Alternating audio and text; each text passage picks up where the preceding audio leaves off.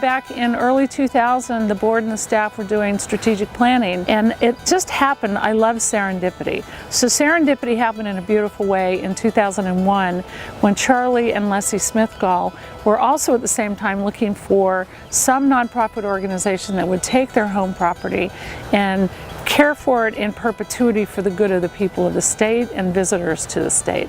So they met with us, a marriage was made, and this beautiful piece of property was dedicated to become what we call the Smithgall Woodland Legacy. And it's now going to be the Atlanta Botanical Garden, Gainesville. And with that, they also gave us a $3 million endowment to make sure it was started right, and we matched that with 2. So not only does the new garden have a great parent, the Atlanta Botanical Garden, but we have a great foundation with a $5 million endowment. It's 185 acres altogether. Ms. Smithgall is 104, and she has a life estate in 17 acres on the property, which we are delighted that she's still here and able to enjoy the opening of this garden with us. And in 2004, we built a 5,000 square foot greenhouse and a 4-acre nursery, and the idea was that we would begin to grow the plants that we would use in this garden as we developed it and worked towards opening it to the public. The display garden itself is very small. It's about 5 to 6 acres, but it's very intensively cultivated and very diverse. And I like to describe it almost like a jewel box. There are drifts of plants with small botanical pockets or interesting specimens planted among those drifts of perennials and ground covers and annuals. And we actually have over 1,300 different plants in this space, which is quite amazing. So very diverse. We also have a 2,000 seat amphitheater, which we're going to have concerts and family festivals, so that will be a lot of fun to activate the amphitheater, and a 5,000 square foot visitor center. So we are looking forward to opening to the public. Beauty is unique, and we like for this garden to be unique and distinctive from Atlanta. I think similarly, we will have the same excellence in horticulture, even though it's a smaller scale. We'll have the same wonderful programming, very similar programming to the programming we do in Atlanta, drop-in classes, family activities, story time for kids. We have a small train garden for children, just like we do in Atlanta. We'll also have concerts, as we do in Atlanta, special events, just like we do in Atlanta. We're going to have an event the last Thursday of every month, Wine in the Woodlands, so come out from 6 to 9, have a glass of wine, and enjoy seeing the garden in the evening light. And in terms of differences, I think the Atlanta garden has a very urban feel. We call it an urban oasis. And the garden up here has a much more relaxed feel, very quiet. We have this incredible hardwood canopy that we created the garden in amongst the trees, so very quiet, relaxed feeling.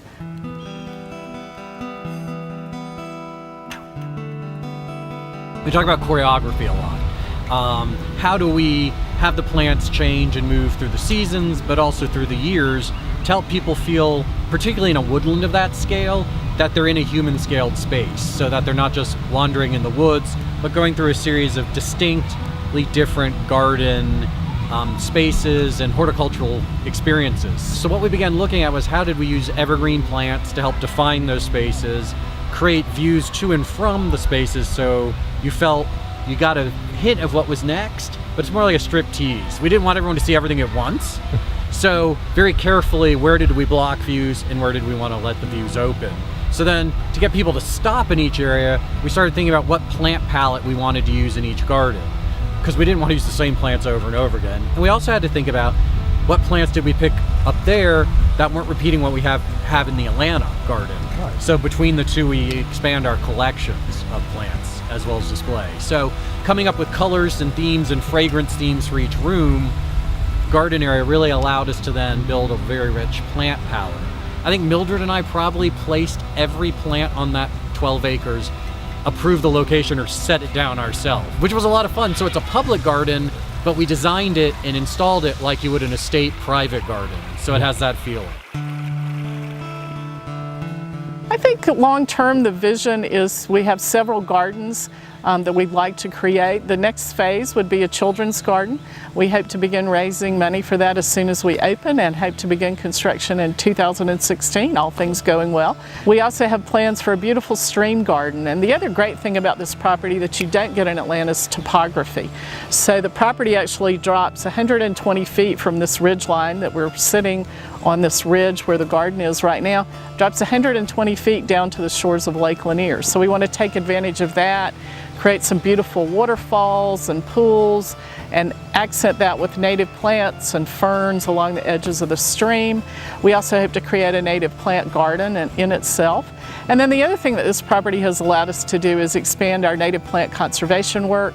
We have a large conservation nursery on another part of the property, so it's allowed us to expand that work as well. So long term, there's 185 acres, and future generations will still be working on this, I'm sure.